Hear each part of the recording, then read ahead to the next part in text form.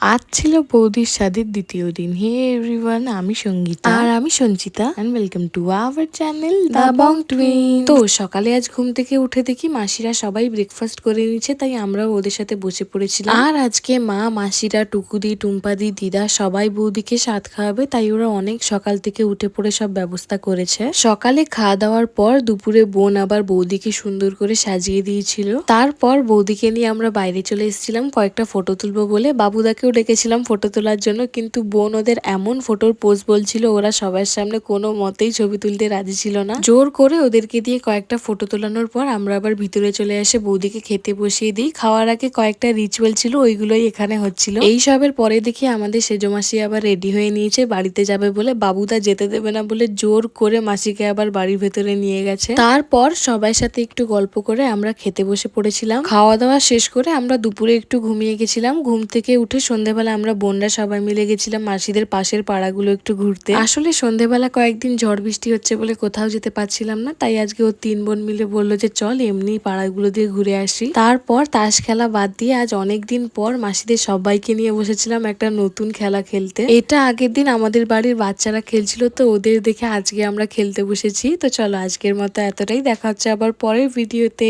Tata.